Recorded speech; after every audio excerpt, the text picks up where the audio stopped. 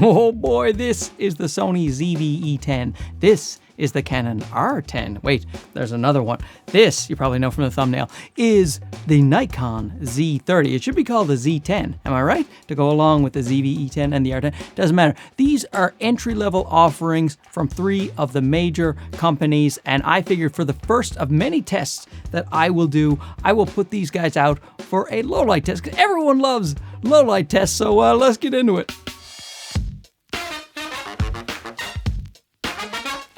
Okay, first of all, huge shout out to B&H Photo, which is just the best camera store in the United States, certainly bar none, at least for me. Especially they help out the YouTubers and stuff. I own a ZV-E10, but my people down there at B&H Photo were kind enough to send over the Nikon Z30 and the Canon R10. And it doesn't stop there. They also sent over the Canon R7. So, oh my God, all of the tests that I'll be doing. Make sure to subscribe to the channel if you haven't already. If you're not subscribed, what's going on, guys? Look at all these cameras B&H Photo have sent me. Also, go shop at B&H Photo. It's fantastic. You can get their Paybu card. They didn't even tell me to say this. I'm just saying this off the cuff. They have a credit card where you can save the tax if you sign up for that card. If I lived in the States, I would do that 100%. Do you know how much money I would save? I spend all my money on camera gear. I would love to save the tax. So just once again, thanks to the guys over at B&H Photo.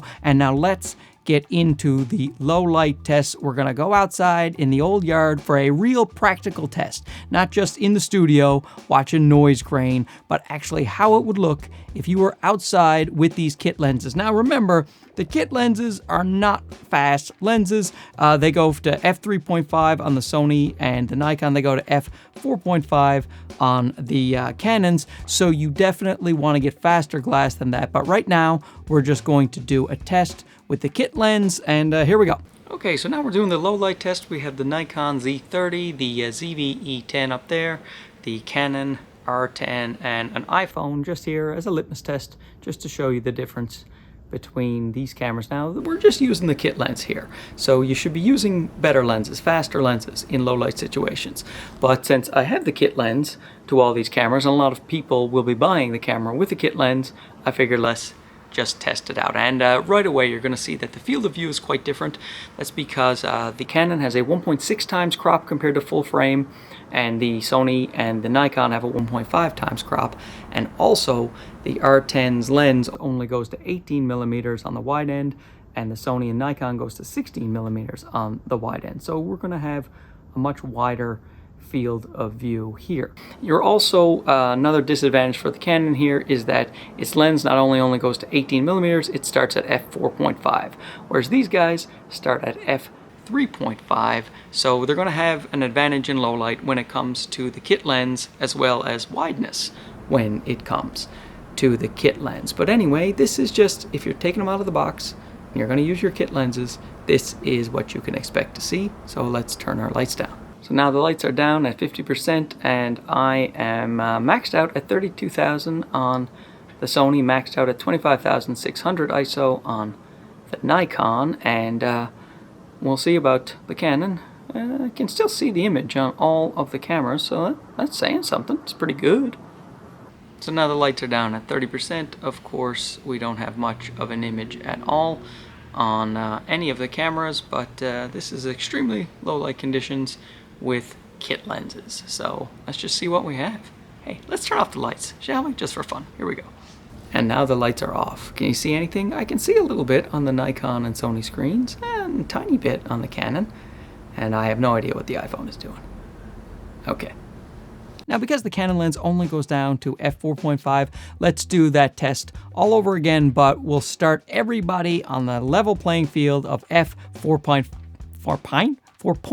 not 0.5, although I could use another pint.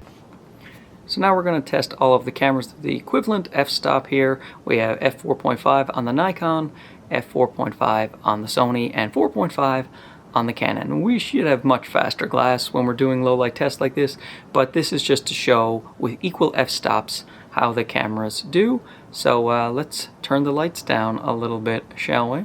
So now we have the lights at 50%, maxed out 25,600 on the Nikon, maxed out 32,000 on the Sony, and probably maxed out, I'm assuming, on the Canon as well, and hello iPhone. So now we have the lights at 30%. Of course, everything is beyond maxed out. Looks terrible, but can you see an image on any of the screens at all? Let's just turn them off for fun. Okay, now everything is off. How does it look? Now lastly, we will switch it over to the 10-bit HDR in the Canon R10 to see if that makes a difference, and we'll also do the dynamic range optimizer for the Sony ZV-E10 up on bust, and I'll also do the de-lighting for the Nikon, which is their dynamic range optimizer. We'll turn that up on blast as well and see if that makes any difference. Okay, so now we're trying something different here. We have the dynamic de-lightening, I think it's called, on the Nikon Z30, the dynamic range optimizer. The ZV-E10 has one as well. It's just called the DRO, dynamic range optimizer. I have those on full blast, level 5, and on high for the Nikon, and I have the Canon R10 in its PQ mode, its HDR, to see if that can help with the 10-bit, and we'll see how that goes. Now, let's turn the lights down again. So the lights are at 50% here, iPhone and the R10, the Nikon and the Sony are at ISO 25,600. Let's turn them down again. So maxed out at 32,000 on the ZV-E10, maxed out at 25,600 on the Nikon, and definitely maxed out on the Canon, but I think it's 25,600. I'll check the settings. I bumped it to its highest that it can go, and the iPhone is just doing its thing. Let's turn the lights off. Okay, the lights are off, and the screens look bad on all of them. Nikon is very grainy. The Sony is not good either, but probably the best out of the screens that I'm looking at, and the Canon is pretty much black, but we'll see in post.